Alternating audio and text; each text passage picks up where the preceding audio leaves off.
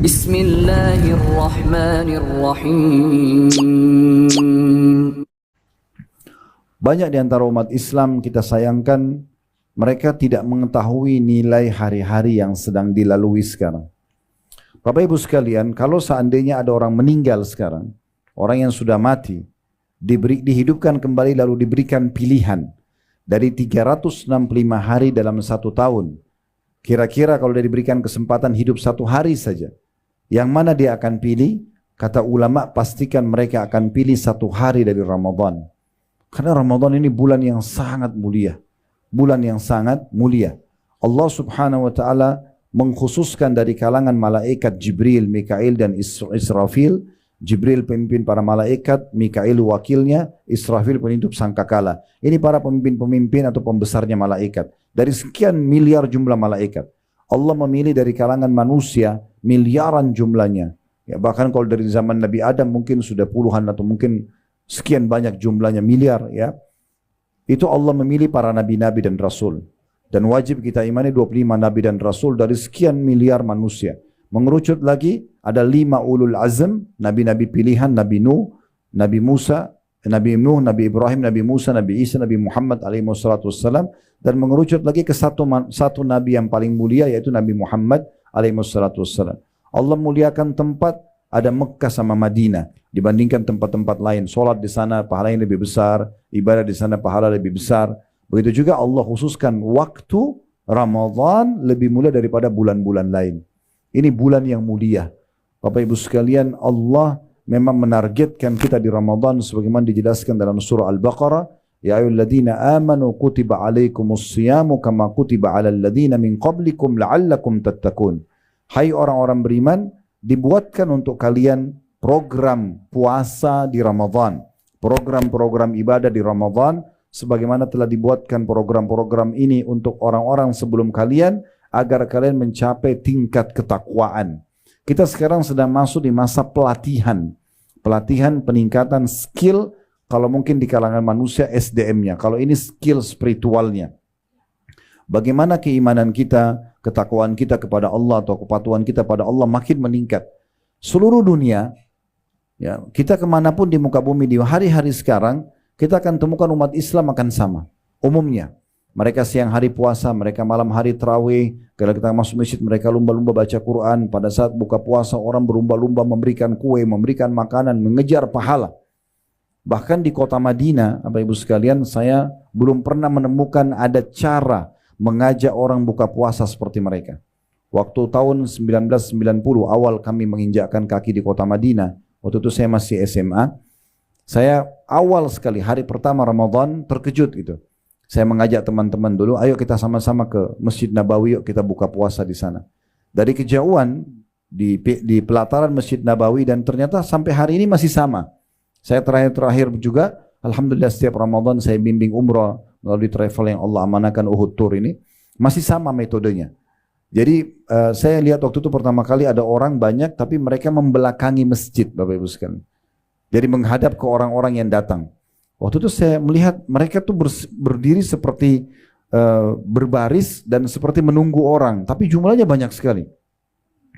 Dan kami pada saat mau lewat, kami tidak diizinkan lewat begitu saja. Saya tahu ternyata mereka ini siapa atau apa tujuannya mereka seperti itu setelah saya lewat di dekat mereka lalu saya dipegang. Karena ini semuanya laki-laki, di saf perempuan juga perempuan yang lakukan. Ini laki-laki semuanya, maka tiba-tiba saya dipeluk oleh salah satu dari mereka dan yang lain juga teman saya pada dipelukin, lalu mereka bisikin di telinga kami, tolong ya buka puasa di tempat saya. Jadi kita dirayu supaya mau buka puasa di tempat dia agar dia dapat pahalanya. Kalau kita bilang iya, tangan kita dipegang dibawa sampai ke sufrah mereka. Sufrah itu kayak semacam plastik panjang yang dibuka. Di situ sudah ada yogurt, ada buah-buahan, ada teh, ada kopi, ada kurma segala macam. Lalu dia rayu kita, di sini ya, jangan pindah ke situ ya, karena di depan itu ada juga sufrahnya orang lain. Saking maunya kita diraih pahala kita. Sampai dia bilang juga, kamu udah tahu tempat saya, besok kesini lagi ya, buka puasanya. Begitu terus mereka berebut untuk meraih pahala. Nah ini kenapa? Karena orang-orang ini faham tentang makna bulan ini. Sayang sekali kalau kita tidak mengetahui keutamaan bulan ini, Bapak Ibu sekalian. Berapa banyak orang yang bersama kita Ramadan lalu sudah tidak ada sekarang. Allahu alam kita ke depannya. Toh semuanya juga akan meninggal dunia. Maka mumpung ada kesempatan jangan disia-siakan. Saya ingin berbagi sebuah poin penting.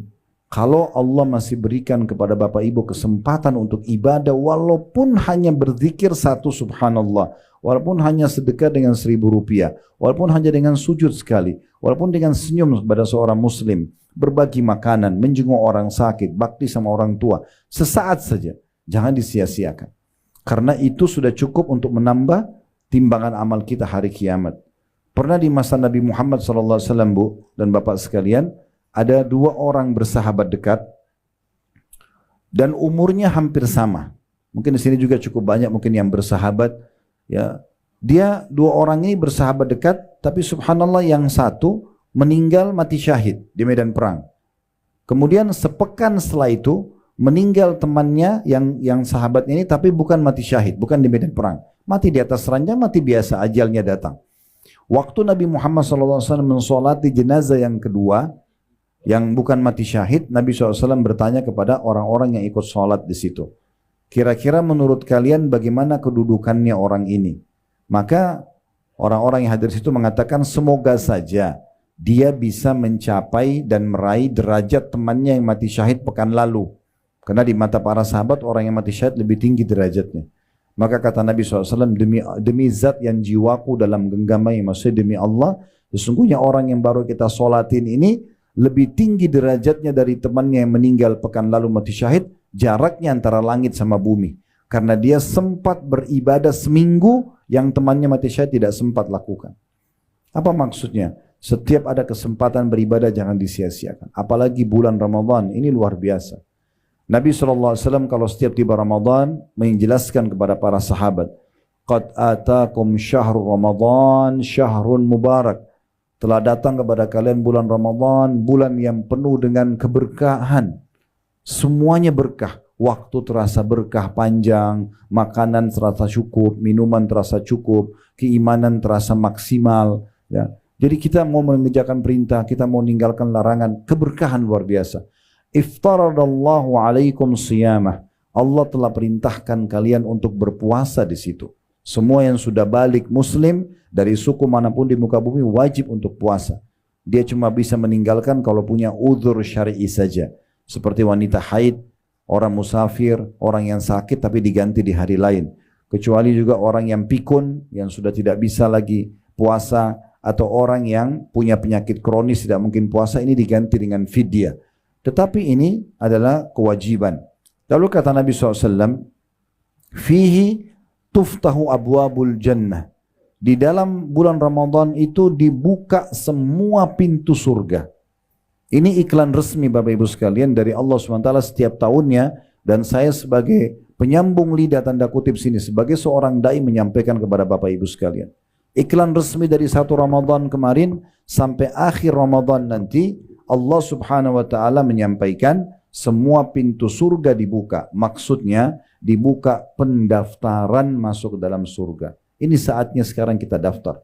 Kalau ada satu perusahaan Bapak Ibu sekalian yang membuka pendaftaran untuk melamar kerja di situ dari tanggal 1 Januari sampai 31 Januari, siapapun yang pergi mengantar surat lamaran di waktu itu, persentase diterimanya menjadi pegawai sangat besar. Karena dia datang di waktu yang sudah dibuka peluang. Beda dengan orang yang datang di bulan Februari, di bulan Maret yang memang tidak masuk dalam iklan penerimaan pegawai. Maka Ramadan seperti itu. Lagi dibuka peluang untuk masuk ke dalam surga. Apa yang Bapak Ibu sekarang lihat umat Islam lakukan secara umum, siang hari puasa, mereka coba membaca Al-Quran, mereka berzikir, mereka sedekah, terus mereka menjaga diri dari yang diharamkan oleh agama, takut puasanya batal. Ini memang perbuatan ahli surga. Oleh karena itu sekarang 1 bulan kita lagi dilatih, digodok untuk terbiasa menjadi ahli surga ini. Kemudian kata Nabi SAW, wa fihi tughlaqu abwabul jahim. Dan di bulan Ramadan ditutup semua pintu neraka. Ya. Dalam riwayat lain, la yuftah bab, tidak ada dibuka satu pintu pun. Bisa bermakna Bapak Ibu sekalian, di dalam dikuatkan kalau dihubungkan dengan hadis yang lain, sesungguhnya Allah Azza wa Jal, Allah yang Maha Mulia dan Maha Tinggi, memiliki hamba-hamba yang dihapus nama mereka dari api neraka. Dan itu di bulan Ramadan, dan itu terjadi di setiap malam dari malam-malam Ramadan. Maksudnya dihapus Bapak Ibu sekalian, kita ini sekarang punya tempat di surga, punya tempat di neraka. Kita punya tempat di dua-duanya. Kalau seseorang meninggal dalam kondisi beriman, dia akan masuk di tempatnya yang di surga. Tempat nerakanya nggak dipakai. Kalau dia meninggal dalam keadaan fasik, banyak dosanya, di timbangan amal dosanya lebih berat daripada amal solehnya, maka dia akan dimasukkan ke nerakanya dulu, sampai dosanya bersih baru masuk ke surganya. Kalau dia orang kafir, orang fasik, dia akan masuk sampai meninggal begitu, dia akan masuk ke neraka dan tidak akan pakai tempatnya di surga. Jadi di Ramadan ini dibuka iklan resmi, siapa yang mau dihapus namanya dari api neraka, nggak ada lagi tempatnya di neraka, ini saatnya.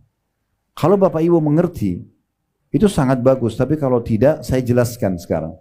Setiap malam Bu dan Bapak sekalian, di sholat witir di Masjid Haram Mekah dan Masjid Nabawi Madinah, termasuk Masjid Aqsa di Palestina, mereka di sholat witir itu di kunutnya umumnya pasti baca Allahumma a'tiq riqabana wa riqaba abaina wa ummahatina minan nar.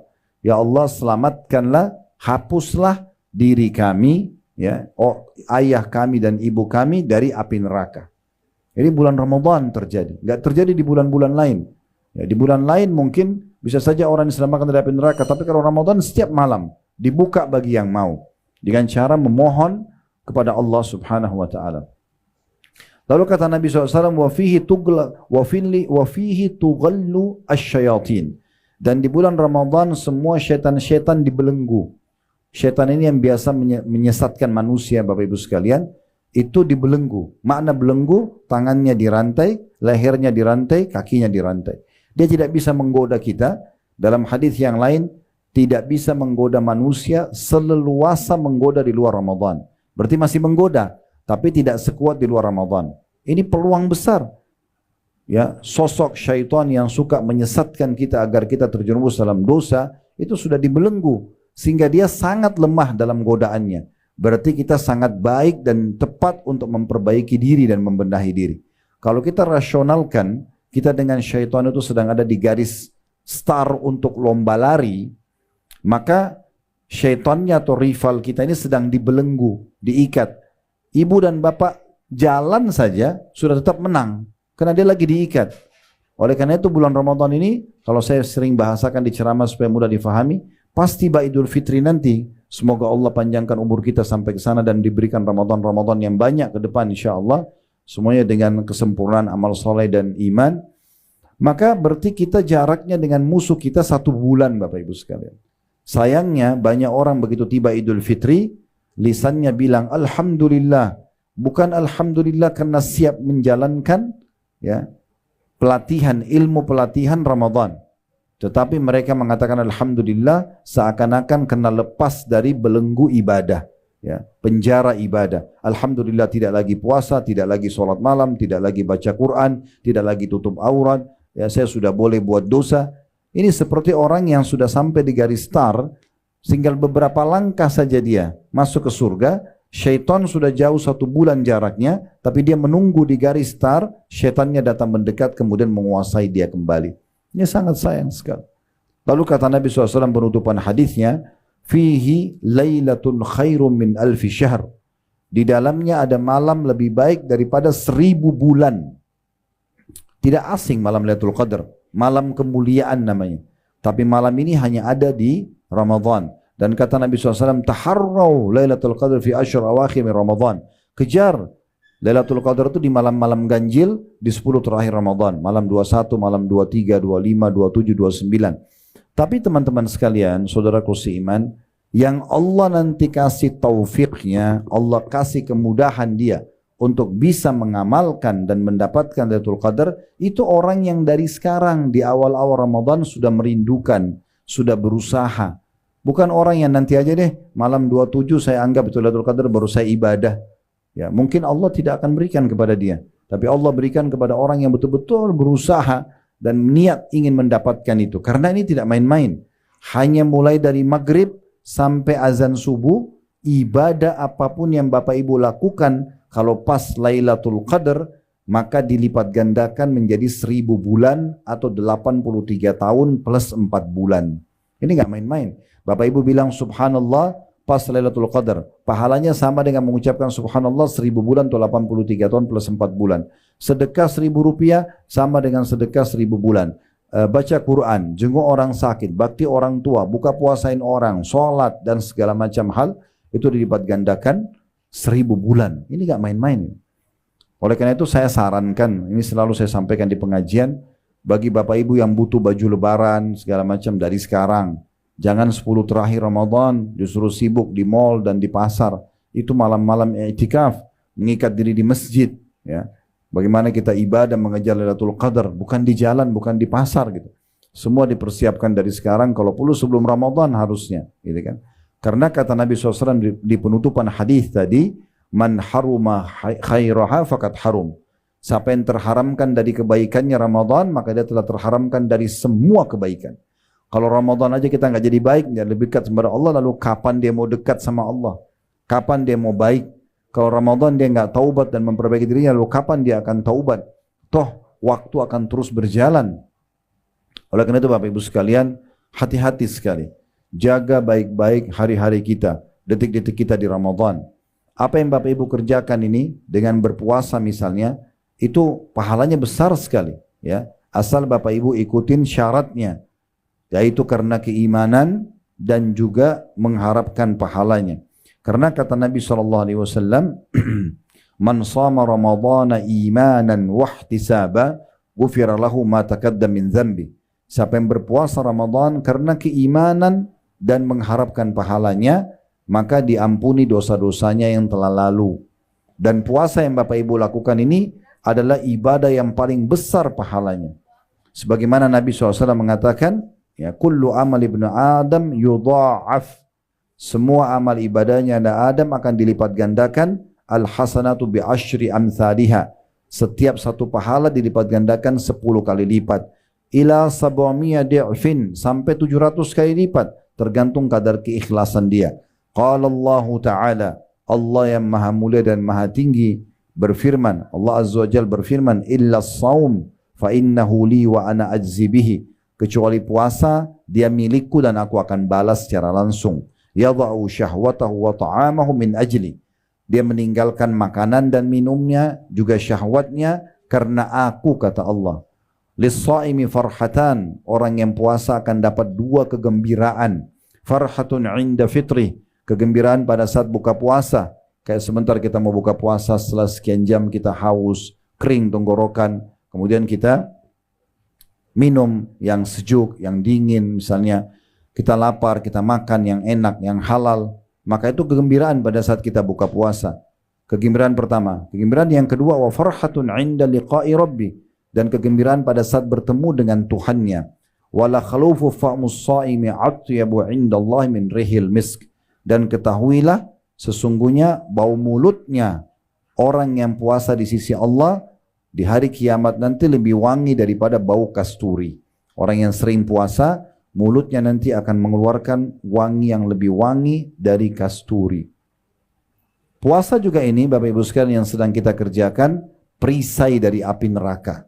Sebagaimana sabda Nabi SAW, was-sawmu junnah. Puasa itu adalah perisai. Dalam riwayat, kajunnati ahadikum minal qital, seperti perisai salah seorang dari kalian di medan perang. Ya, kita lihat di masa dulu orang kalau berperang ada besi bulat atau kotak, dia jadikan perisai menangkis serangan musuh. Nah, puasa seperti itu fungsinya. Salah satu fungsinya dia akan menapis atau menangkis api neraka dari kita atau menjauhkan kita dari api neraka. Juga teman-teman sekalian yang perlu digarisbawahi tentang masalah puasa itu sendiri, ya. Orang yang puasa ini akan mendapatkan satu kem istana di surga nanti. Pintu gerbangnya namanya Rayyan. Namanya Rayyan. Orang yang masuk hanya orang yang puasa. Begitu masuk ke dalam nanti akan ada istana-istana yang sangat mewah. Masing-masing akan diberikan kepada dia dari Allah Subhanahu wa taala. Sebagaimana sabda Nabi SAW, inna fil jannati baban yuqalu lahu Rayyan. Di surga itu ada pintu khusus gerbang yang bagus, yang mewah, namanya Ar-Rayyan. Yadkhulu minhu as-sha'imuna yaumal qiyamah. Orang-orang yang puasa akan masuk di situ nanti pada hari kiamat. La yadkhulu minhu ahadun ghairuhum. Tidak ada yang masuk selain mereka. Fa idza dakhalu ughliqa falam yadkhul minhu ahad. Kalau mereka sudah masuk maka akan ditutup dan tidak ada lagi orang yang boleh masuk ke sana. Dalam riwayat itu riwayat yang sahih, riwayat Bukhari Muslim. Dalam riwayat At-Tirmidzi dikatakan wa man dakhalahu lam yadhma abada. Siapa yang masuk ke dalam surga itu dari pintu Rayyan tidak akan pernah dahaga selamanya. Dalam riwayat lain fa idza dakhala akhiruhum ughliq. Kalau datang atau masuk orang yang terakhir dari orang yang suka puasa, maka akan ditutup pintu itu. Man dakhala syarib. Siapa yang begitu masuk akan disambut dengan minuman yang nyaman. Wa man syariba lam yadhma abada. Dan yang minum dari air yang ada di pintu Rayyan itu, mereka tidak akan pernah haus selamanya. Mereka tidak akan pernah haus selamanya. Dan ini poin yang luar biasa yang bisa kita dapatkan. Dalam hadis yang lain tentang keutamaan puasa juga, Bapak Ibu sekalian, ini puasa wajib atau puasa sunnah. Tapi dalam hadis Hasan Sahih, diriwayatkan oleh Ahmad dan Tabarani, kata Nabi SAW, As-siyamu wal Qur'anu yashfa'ani lil abdi yawmal qiyamah. Puasa dan Al-Quran akan memberikan pertolongan untuk seorang hamba pada hari kiamat nanti. Yaqulus siyam, puasa akan berkata, Ay Rabbi mana'tuhu at-ta'ama wasyahwa. Hai Tuhanku, sungguhnya aku telah menahan dia untuk makan dan mengikuti syahwatnya. Jadi suami istri pun tidak boleh berhubungan biologis selama puasa karena membatalkan puasa dia. Fasyaffi'ni fihi. Maka berikanlah aku kesempatan untuk menolongnya supaya masuk surga. Wa yaqulul Qur'an mana'tuhu an-nauma bil-lail. Lalu Al-Quran mengatakan sungguhnya aku telah menahan dia untuk tidur di malam hari karena membaca Al-Quran, tilawakan baik dalam salat atau di luar salatnya. Fasyaffi'ni fi. Maka tolong berikan aku kesempatan untuk memberinya pertolongan. Qala fayushaffa'an. Kata Nabi SAW, maka keduanya diizinkan untuk memberikan syafaat. Di dalam hadis yang lain, Bapak Ibu sekalian, riwayat Imam Ahmad, kata Nabi SAW, man qala la ilaha illallah khutima lahu biha.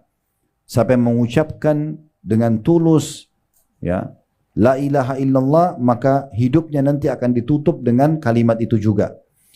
Dakhalal jannah, dia pun akan masuk ke dalam surga. Wa man shama yawman ibtigha'a wajhillah. Dan siapa yang berpuasa satu hari saja, wajib atau sunnah, Ramadan kita full 1 bulan. Siapa yang puasa 1 hari saja, karena Allah, ikhlas karena Allah, khutima lahu biha. Allah akan tutup hidupnya nanti dengan pahala puasa itu, dakhalal jannah. Dia akan masuk ke dalam surga. Wa man tasaddaqa bi sadaqatin bitigha'a wajhillah khutima lahu biha, dakhalal jannah. Dan siapa yang bersedekah dengan satu sedekah, ya, karena Allah, maka akan ditutup hidupnya dengan itu dan dia akan masuk ke dalam surga. Kemudian dalam lafaz lain riwayat Al-Asbahani, lafaznya ya Hudzaifah. Kata Nabi SAW kepada sahabatnya bernama Hudzaifah, wahai Hudzaifah, man khutima lahu bisiyamin yaumin.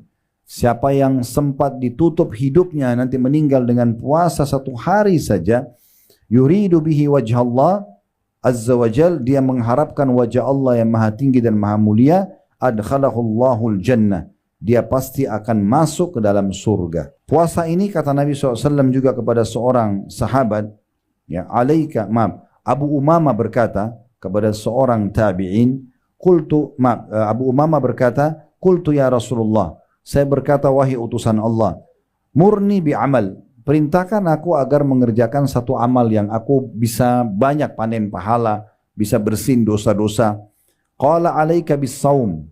Kata Nabi SAW, puasa. Ya. Fa innahu la idla lahu. Karena tidak ada saingannya. Tidak ada saingannya.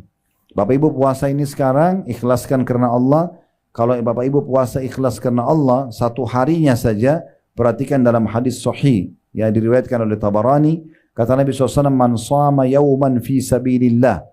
Siapa yang berpuasa 1 hari saja di jalan Allah, maksudnya karena Allah dia mengerjakannya, bu'idat minhun naru masirata mi'ata amin. Akan dijauhkan api neraka darinya sejarak 100 tahun. 100 tahun ini keutamaan yang luar biasa yang bisa didapatkan juga dari orang yang sedang berpuasa. Begitu juga teman-teman sekalian, ya, dalam hadis yang lain, hadis riwayat At-Tabarani dan ini hadis hasan li ghairihi, kata Nabi SAW, man shama yauman fi sabilillah, siapa yang berpuasa satu hari saja di jalan Allah, ja'alallahu baina wa bainan nari khandaqan kama bainas sama'i wal ard. Allah akan jadikan antara dia sama neraka sebuah parit atau lembah yang besar antara dia sama neraka seperti jaraknya antara langit dan bumi. Jadi artinya dia akan selamat dari api neraka. Itu luar biasa yang bisa didapatkan. Nah, kita perlu teman-teman sekalian juga menambah selain puasa dengan sholat malam. Ya, tarawih yang kita tahu itu terjemahannya atau artinya santai, Bapak Ibu sekalian. Kenapa dikatakan santai? Karena kita bisa kerjakan sholat malam setelah sholat ba'diyah isya langsung. Selain Ramadan kita kerjakan bukan di waktu itu. Makanya tarawih, qiyam Ramadan, qiyamul lail, tahajud sama. Ini sama. Ya, jadi ibu dan bapak kalau kerjakan tarawih berarti sama sudah tahajud. Cuma bedanya di Ramadan Allah ingin kita lebih mudah mengerjakannya. Makanya dianjurkan dikerjakan setelah sholat ba'diyah isya.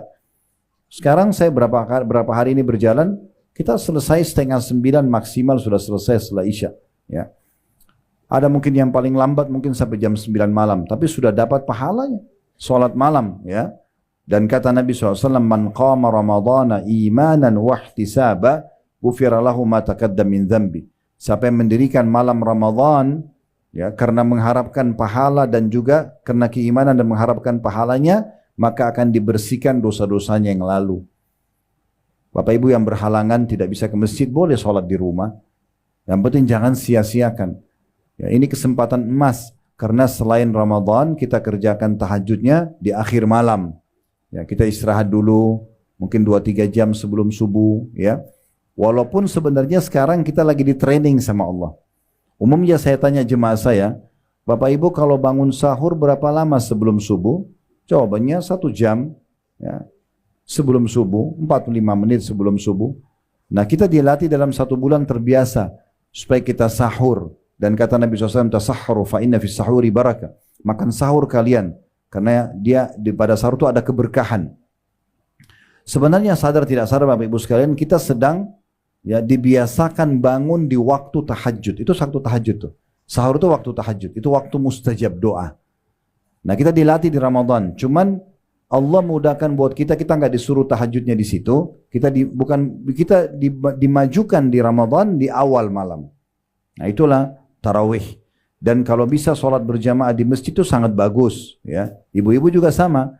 Karena kata Nabi SAW, siapa yang sholat malam Ramadan itu, maksudnya tarawihnya bersama imam sampai imamnya bubar, maka dicatat baginya dia telah mendirikan sholat semalam suntuk.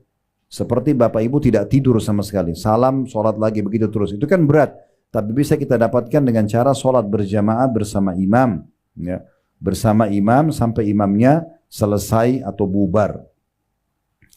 Baik, kita perlu ingatkan Bapak Ibu sekalian, mungkin sekaligus kita tutup mungkin materi kita dengan ini, yaitu pentingnya kita perhatikan hal-hal yang bisa membatalkan puasa atau minimal mengurangi pahalanya, ya, minimal mengurangi pahalanya. Kalau yang membatalkan itu, ya, kalau suami istri hubungan biologis di siang hari Ramadan, dan ini perlu diketahui, ya, kalau ada yang melakukannya maka puasanya batal, dia wajib taubat nasuha, plus dia harus kena kafarah, denda. Dia kena denda. Dendanya apa? Kalau dia bisa bebasin budak, tapi di masa kita sekarang tidak ada perbudakan.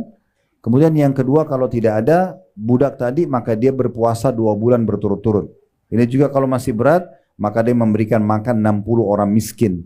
Jadi harus faham hukumnya. Ya.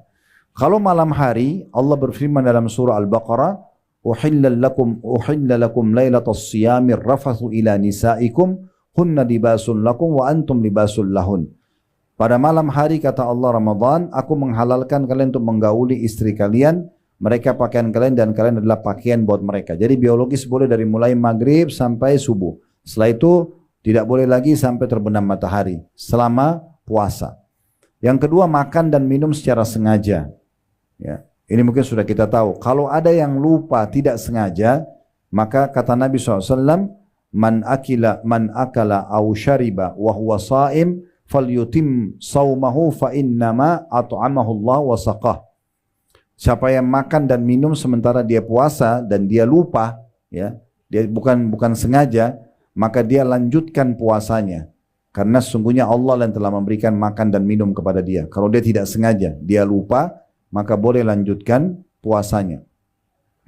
Kemudian juga, ya, yang bisa sampai pada tingkat, ya, membatalkan puasa ini kalau dirutinkan perbuatan ini, ya, yaitu seseorang berdusta. Seseorang berdusta pada saat lagi puasa. Karena kata Nabi SAW, man lam yada' qawla zuri wal amala bihi.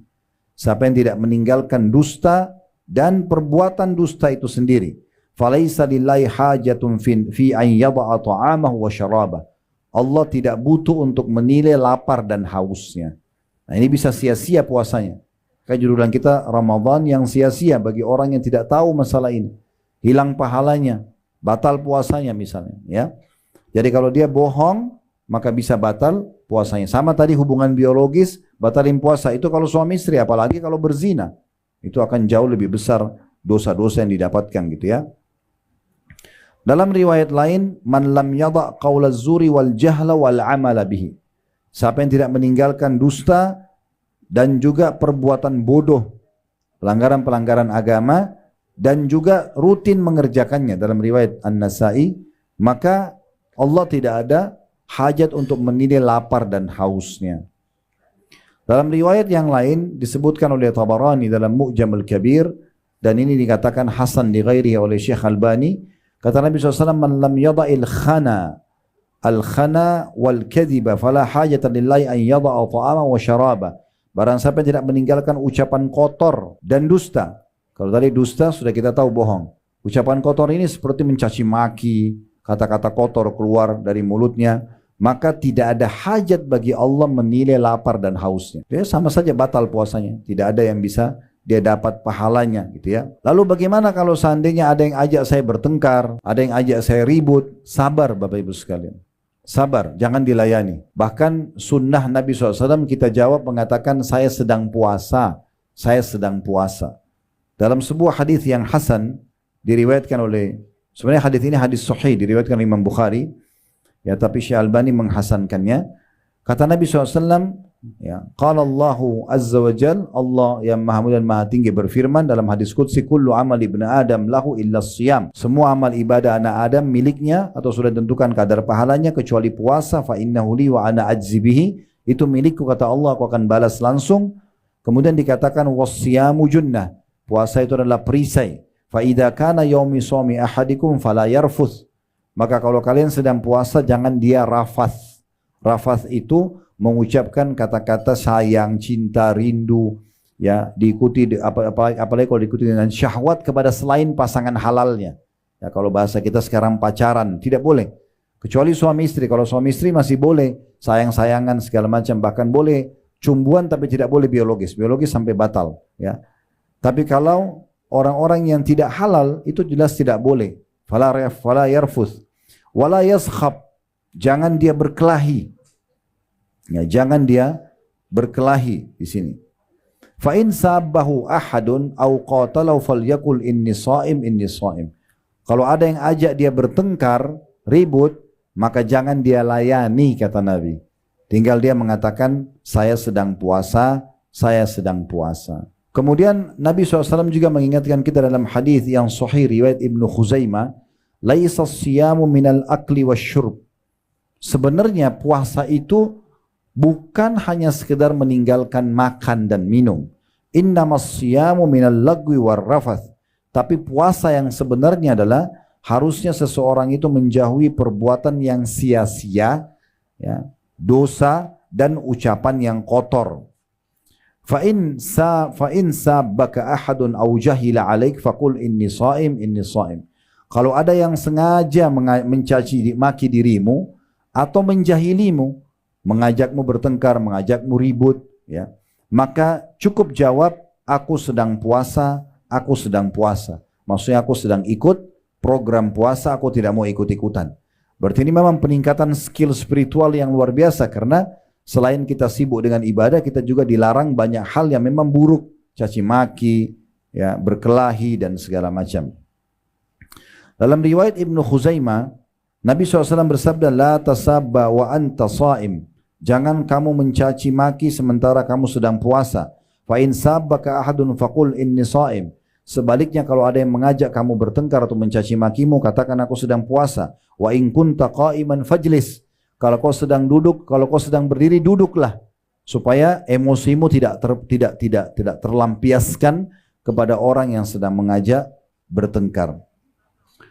Kemudian teman-teman sekalian, Nabi SAW mengingatkan dengan sabda beliau yang luar biasa, kalau ada tetap orang bohong, ada tetap orang mencaci maki, ada tetap orang menggibah, mengadu domba, ya, kemudian pacaran tadi, atau maupun dosa-dosa besar, maka ini Nabi SAW sudah ingatkan dalam hadis yang sahih diriwayatkan oleh Ibnu Majah, rubba sha'imin laisa lahu min siyamihi illa al-ju'.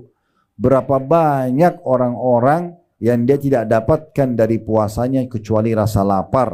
Wa rubba qa'imin laisa lahu min qiyami illa as-sahar. Dan berapa banyak orang yang orang yang mendirikan malam, ya, tapi tidak dapat kecuali begadangnya saja. Kenapa? Karena diisi dengan dosa-dosa dan pelanggaran. Dalam riwayat lain dengan sanad hasan sahih itu disebutkan, rubba sha'imin hadduhu min siyamihi al-ju'i wal 'atash. Berapa banyak orang yang puasa yang dia dapatkan hanya lapar dan haus saja. Rubba qa'imin hadduhu min qiyamihi as-sahar. Dan berapa banyak orang yang mendirikan malam, salat malam tarawih atau salat tahajudnya, tapi tidak mendapatkan kecuali begadang saja. Kenapa? Karena diisi dengan dosa-dosa di situ. Diisi dengan dosa-dosa, tidak meninggalkan perbuatan dosa. Jadi dia rugi sekali. Termasuk harus diperhatikan Bapak Ibu sekalian, perbanyak pahala kita dengan amal-amal yang lain yang dikhususkan di Ramadan seperti umroh, ya. Umroh ini dianjurkan dikerjakan sepanjang tahun. Tetapi kalau Bapak Ibu tidak punya kemampuan kecuali umrah satu kali seumur hidup atau satu kali setahun, coba pilih Ramadan. Karena Ramadan ini punya kekhususan sendiri. Kata Nabi SAW, umratu fi Ramadan ta'dilu hujjatan ma'i. Umrah di bulan Ramadan sama pahalanya dengan haji bersamaku. Jadi biayanya biaya umrah, waktu yang dihabiskan waktu umrah sekitar mungkin 4-5 jam. Ramadan mungkin bisa sampai 5-6 jam selesai umrahnya. Tapi pahalanya adalah pahala haji. Plus bersama Nabi SAW. Haji saya sudah besar pahalanya. Kalau bersama Nabi lebih besar lagi pahalanya. Jadi haji itu kita tahu dari tanggal 8 Zulhijjah sampai 13 Zulhijjah. 6 hari. Tapi kita bisa dapatkan hanya dengan melaksanakan ibadah umrah di Ramadan. Dan saya tetap sarankan bagi Bapak Ibu yang Allah berikan rezeki lebih, selalu ya sedekah buat orang tua kita yang sudah meninggal, kakak kita yang sudah meninggal. Dan termasuk sedekah yang juga bagus adalah membadalkan mereka umroh atau haji.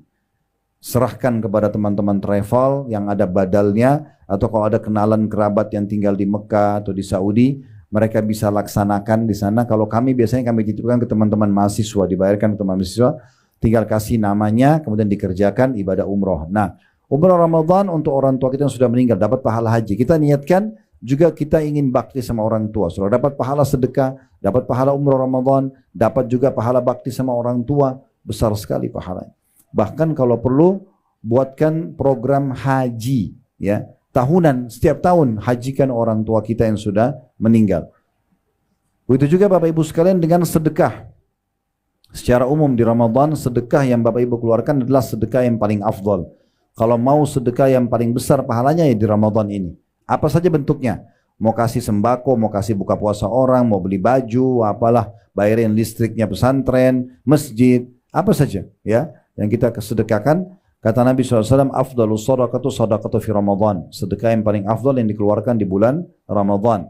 Dan Nabi SAW dermawan sekali. Tapi beliau lebih dermawan lagi di Ramadan. Sebagaimana dikatakan dalam sebuah hadis bahwasanya kana Nabi SAW ajwadun nas.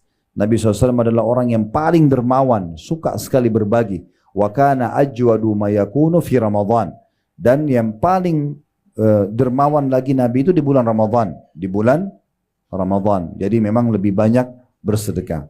Juga perbanyak membaca Al-Quran Bapak Ibu sekalian. Bagi anda yang belum bisa baca dengan benar, saatnya sekarang belajar untuk benar. Tahsinnya, mempelajari huruf hijaiyah dengan lafaz-lafaz yang benar. Panggil guru, ustazah, kalau ibu-ibu sekalian, bapak-bapak panggil ustadznya, atau siapa guru ngaji bisa datang ke rumah, atau online. Belajar, ini saatnya. Al-Quran, Ramadan adalah bulan Al-Quran. Imam Syafi'i rahimahullah membaca Al-Quran dan mengkhatamnya di Ramadan 60 kali Bapak Ibu sekalian. 60 kali. Berarti satu hari 2 kali khatam Al-Quran. Itu luar biasa. Kalau Bapak Ibu mau saya berbagi beberapa tips yang mudah untuk khatam Quran, Bapak Ibu pakai baca dalam sholatnya. Ya. Fatwa Syekh Utsaimin rahimahullah, waktu ditanya, boleh enggak sholat malam atau sholat sambil pegang Al-Quran? Baca. Misalnya ibu dan bapak sholat tahajud atau sholat duha, ya, sholat sunnah, pegang Quran. Kalau kita pegang handphone ada aplikasi Al-Quran, boleh nggak? Beliau mengatakan boleh, karena dasarnya sholat itu disyariatkan di dalamnya untuk baca Al-Quran. Berarti kan kita, misalnya bapak ibu sholat duha 4 rakaat, 1 rakaat bapak ibu baca 5 ayat misalnya, berarti kan 4 rakaat sudah baca 20 ayat, kan begitu. Belum sholat qobliyah, sholat ba'diyah dan seterusnya, ini banyak sekali, sholat wudu kan bisa kita baca. Selain daripada itu juga bisa dilowongin habis sholat wajib, ya. Kita baca beberapa ayat Al-Quran. Ini saatnya memang kita baca Al-Quran. Sebagian salafus saleh menutup dagangan mereka di bulan Ramadan hanya untuk membaca Al-Quran. Ada sebagian mereka menutup ta'limnya bahkan, dan mereka fokus untuk membaca Al-Quran, ya. Kemudian yang terakhir Bapak Ibu sekalian adalah jangan lupa nanti mempersiapkan zakat fitrahnya. Zakat fitrah dikeluarkan dari makanan pokok kita. Makanan pokok kita. Ya, misalnya kalau kita di Indonesia ini beras misalnya, ya. Dan setahu saya MUI juga sudah mengeluarkan fatwa, itu kalau tidak salah 2,5 kilo beras atau 3,5 liter per orang. Jadi berapa jumlah keluarga kita di rumah, termasuk pembantu, kalau punya pembantu di rumah, punya supir, itu juga dikeluarkan zakat fitrah buat mereka, ya.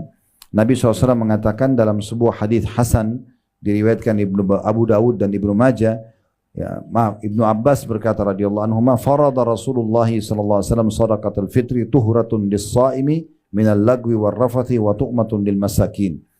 Rasulullah SAW telah mewajibkan untuk mengeluarkan zakat fitrah sebagai pensucian orang yang melalui puasa Ramadan selama sebulan penuh dari hal yang sia-sia, dari tutur kata yang keliru, dan juga sekaligus untuk memberikan makanan kepada orang-orang miskin.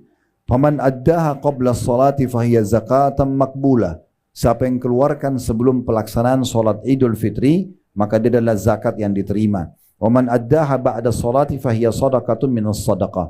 Dan siapa yang keluarkan setelah sholat Id, berarti dia dihitung seperti sedekah umumnya. Berikan beras yang biasa kita makan di rumah. Kualitasnya harusnya sama. Tinggal dikali 2,5 kilo kali sekian jumlah anggota keluarga kita. Dan ini tujuannya nanti di akhir Ramadan untuk mensucikan diri kita. Juga saya pesankan Bapak Ibu sekalian, jangan dianggap Ramadan adalah beban. Ini adalah bulan yang mulia, bulan yang nyaman, yang untuk kita beribadah. Justru di masa kita sekarang ini sudah banyak program-program orang yang mau diet dengan berpuasa sekian belas jam. Allah sudah buatkan kita program ini. Tinggal bisa kita kontrol diri kita. Jangan jadikan buka puasa dan sahur ajang balas dendam. Karena sudah sekian jam tidak makan dan minum. Mubazir, dibuang makanan. Kadang-kadang dia hanya karena matanya melihat warna-warni makanan, maka semuanya mau dimakan. Nanti dibuang. Kita buka puasa dapat pahala, tapi dosa karena mubazirnya. Jangan lupa sunnah Nabi SAW, makan dan minum dengan tangan kanan. Baca bismillah dan suaranya dikeluarkan. Dan setelah itu mulai berbuka puasa Bapak Ibu sekalian dengan sunnah Nabi SAW. Dikatakan dalam sebuah riwayat yang sahih, Nabi SAW berbuka puasa dengan kurma muda atau kurma basah. Kalau tidak ada, baru beliau makan kurma secara umum. Kalau tidak ada, baru beliau menegukkan air. Jadi usahakan awal yang masuk di mulut kita kurma. Walaupun sedikit, Bapak Ibu gigit, mungkin kalau belum terbiasa, ditelan dulu, kemudian minum air. Ya. Setelah baca bismillah tadi tentunya dan tangan kanan, lalu kalau sudah minum, dahaga sudah mulai, leher kita sudah tersentuh dengan cairan, sudah masuk kurma tadi di mulut kita, baru baca zahabaz zama'. Ya, telah hilang dahaga ini, wabtallatil uruq, telah basah semua urat-urat saraf, wa thabatal ajru insyaallah.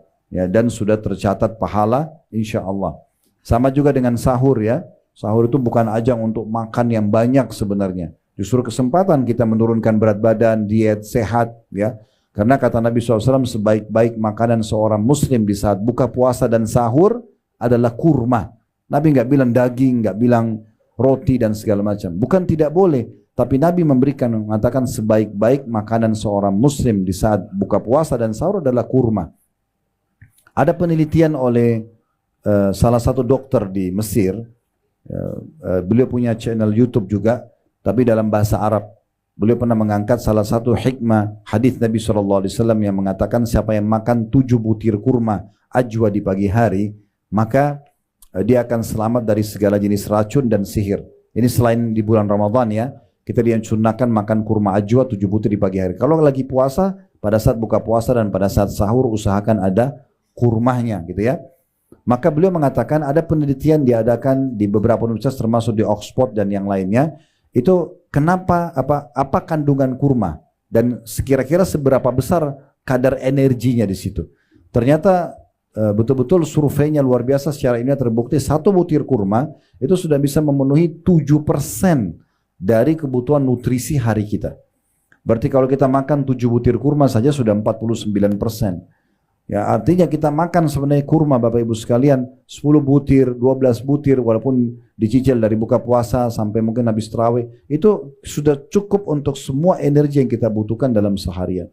Jadi Ramadan adalah bulan yang mulia, jangan disia-siakan dari sisi ibadah sekaligus juga dari sisi duniawiya kita untuk menjaga kesehatan dan seterusnya. Ini kesempatan baik untuk kita menjaga kesehatan kita ya, karena biasanya justru kegemukan dan berlebihan dalam berat badan ini malah bermasalah sebagaimana sudah kita ketahui, Allahu a'lam.